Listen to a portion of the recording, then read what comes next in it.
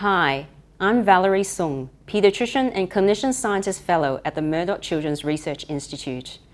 My research interest is in childhood hearing loss. Let's wind back 35 years. This little girl is wearing hearing aids. Imagine what it was like for her back then.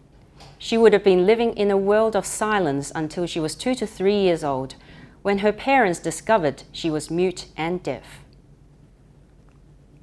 Now let's go forward a bit to 9 years ago, when my daughter Evelyn was born and when hearing screening became universal in Victoria. Now, our campus staff deliver hearing screening to more than 99% of newborns in Victoria. That's around 80,000 babies a year. Of these, 160 have permanent hearing loss. In fact, hearing loss is the most common condition screened at birth. This is Kyle, 5 years ago, with his mum, Robin, who is my best friend from school. I still remember that day when Robin told me Kyle did not pass his hearing screen.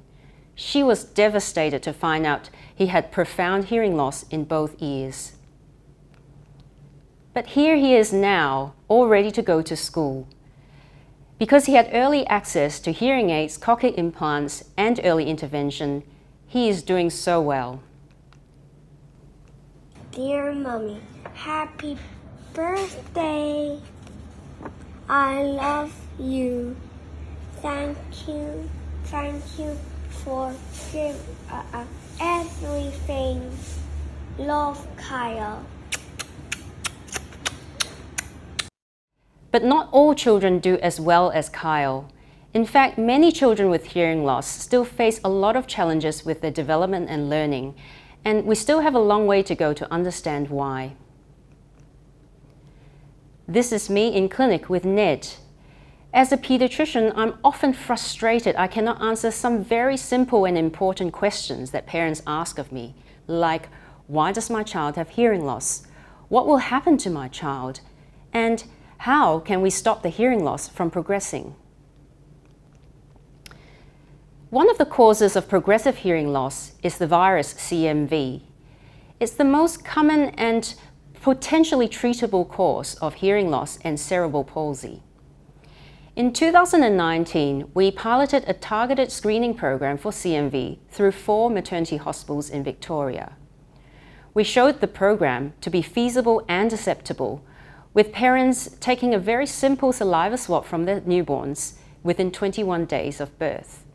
We're now partnering with WeHi to turn the CMV screen into a rapid bedside test to make screening more efficient and affordable so that it can be rolled out across Australia. We're also partnering with Gen V to work out how common CMV is in newborns in our community so that we can know whether universal CMV screening is needed. My research team has already made big impacts.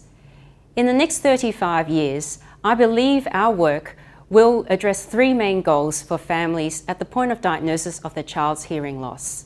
That every child will access the appropriate services so that no child will fall through the cracks. That every family will have the opportunity to access funded genetic testing to find out why the child has hearing loss. And that every parent can be empowered with the correct information to know what to do and what to expect for their child's future.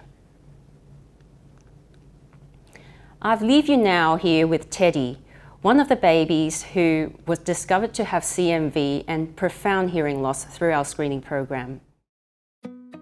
Hi, I'm Vicky and this is my son Teddy. Teddy was born with profound hearing loss through congenital CMV. Thanks to the work of the Murdoch Children's Research Institute, Dr. Valerie Sung and all of the supporters, we've been able to make sure that Teddy has the best course of treatment to have a happy and healthy life. And we couldn't thank everyone enough.